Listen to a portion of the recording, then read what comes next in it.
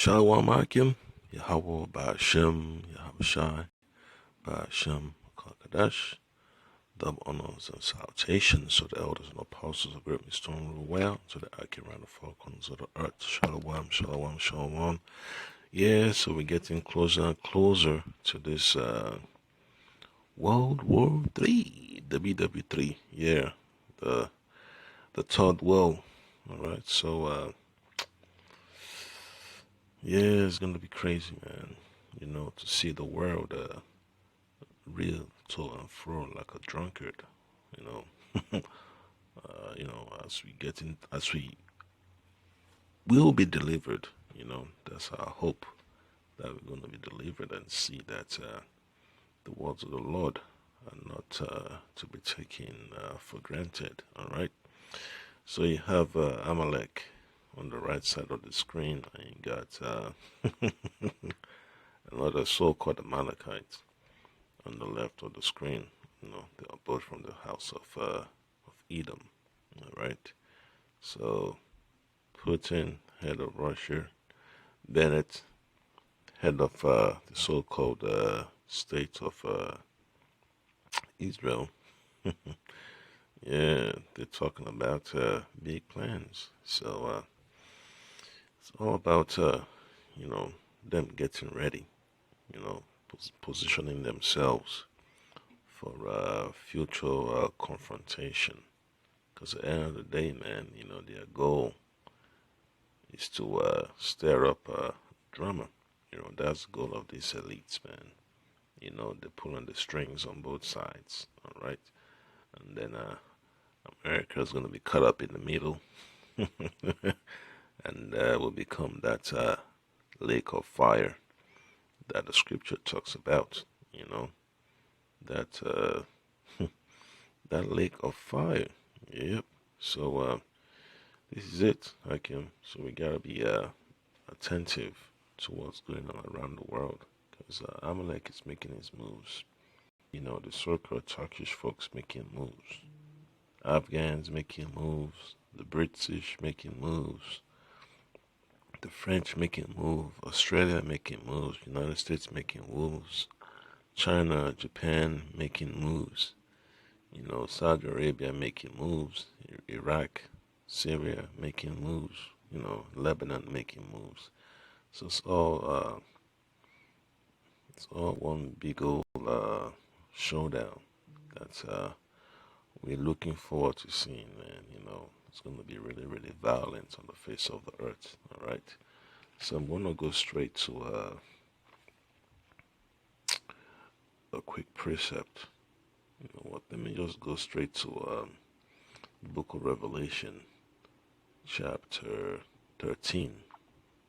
Right, and I'm going to read verses 1 and 2. So it says, "And I stood upon the sand of the sea, and saw a beast rise up out of the sea, having 7 heads and 10 horns." All right, that's the EU. All right, and upon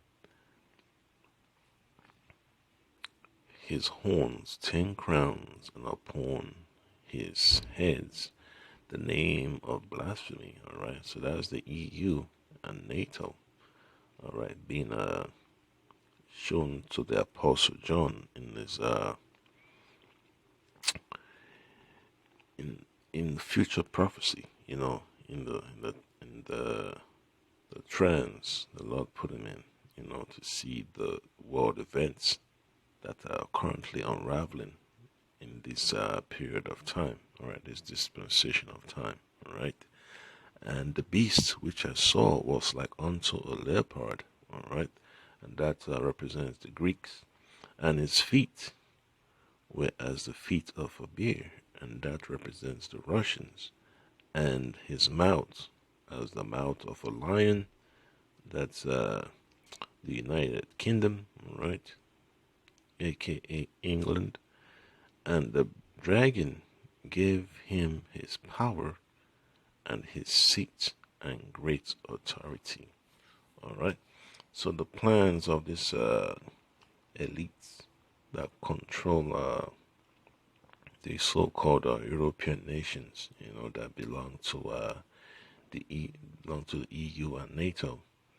They are the ones that form legislation to and put up all these policies for the militaries to be suited up, to be souped up with all types of weapons and ammunitions and training, you know, and all types of gadgets and technology, you know, and that's what you're gonna have to deal with, man. And then you have the issue of Russia and NATO, you know, bumping heads. So it's gonna be crazy, man. You know. Yep, it's gonna be crazy. So that's why we're praying, the Lord Hamashak Yahushai, deliver us out of Babylon. So let me play this clip real quick. Well, the way Russia and Israel have been dealing with each other in the past few years is truly remarkable because, on the one hand, Moscow's key allies in the region are the Islamic Republic of Iran and also Syria, ruled by President Bashar al-Assad. But then, on the other hand, these are some of the staunchest enemies of Tel Aviv. However, despite all that, Vladimir Putin and the previous Israeli Prime Minister, Benjamin Netanyahu, have been able to build. Yep, so they're going to have to use Iran and Syria as an excuse to go to war, And it's all, it's always, the plan is coming together, They get into the final stages. So it's going to be terrible, because Amalek never lost control of Russia after they took over from the Tsars, They never lost control of France ever since, they put Napoleon in power, and they never lost control of England. They never lost control of Germany. They never lost control of Spain. They never lost control of Italy. They never lost control of the United States. All right, because they're the ones pulling the strings of these major powers in the world. Okay, even China is a puppet, for Amalek. All right, and Japan the same thing too. They got all these so-called African countries. They have to bow the knee to this elites of Edom, and then you got, the countries over here in the Caribbean and North America, Central America, and South America, so it's going to get ugly, as they try to push for their new world order, all right? So, let me play the clip some more. A truly trustworthy relationship, if not close ties in some areas. And by the looks of it, the new head of the Israeli government, Naftali Bennett, isn't keen to challenge or change that. And this attitude is being felt here in Russia. I hope very much that despite domestic political battles, which are inevitable for any country, your government will pursue a policy of continuity in Russian-Israeli relations. We built business-like and trust-based relations with the previous government.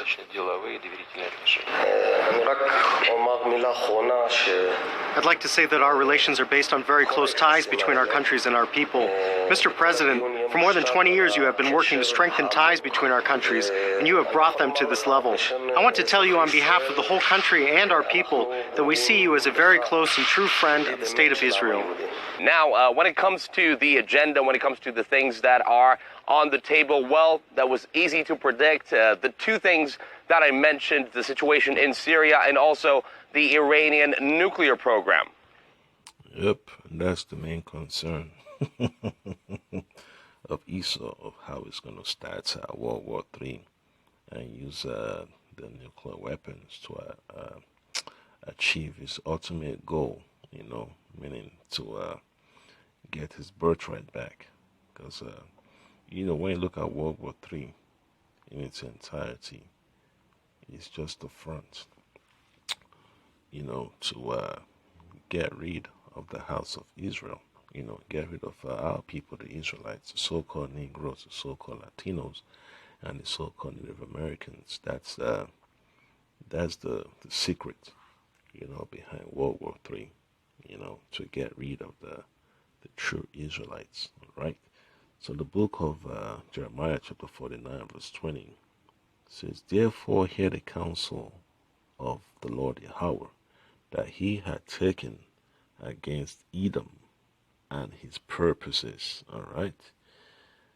Yeah, so all the plans of Edom, the Lord has has a hefty judgment against them, all right? That he had purposed against the inhabitants of Teman, and that's the so-called Germans, all right? Surely the list of the flock shall draw them out. Surely he shall make their habitations desolate with them. So it was Amalek that was able to push Germany into World War One and World War Two, and the same thing with Russia too. Because when Amalek took control over Russia, that's when Russia was able to get into World War One, and they're still the same people that pushed Napoleon to go against Russia. The same group of people that had to get the British into World War One and World War Two, and the same thing with America. The Civil War, the war in Vietnam, war in Iraq, the drama in Syria, all that, man. Because it's all they're doing. They want to get that birthright back as quick as possible, and they see that they're running out of time. So what do you think they're gonna do? They're gonna have to enact draconian legislation, and when they see they can't get further with that, they're gonna resort to heavy-handed draconian legislation and violence against the people. All right. So the book of Jeremiah chapter 50 verse 45 also mentions the same thing in Jeremiah chapter 49 verse 20. All right, and it says this: therefore hear the counsel of the Lord Yahweh that he had taken against Babylon and his purposes. So this is talking about America. All right. That he had purposed against the land of the Chaldeans, and that's America for you. America is modern day Babylon, all right? The prized possession of the elites, the banking elites, all right?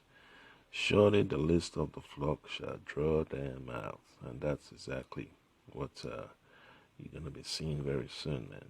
These so-called Jewish folks, man, they've already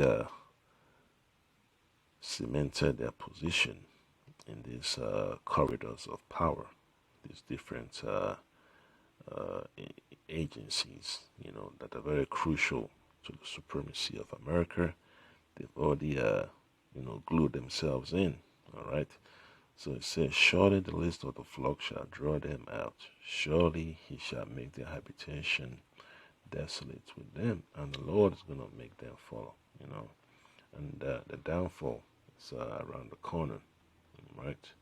And then verse 46 says, at the noise of the taking of Babylon, the earth is moved, and the cry is heard among the nations. So a lot of people are going to be wailing and crying and sobbing at the destruction of America, all right, because of their family members, because of the lack of businesses, prospering.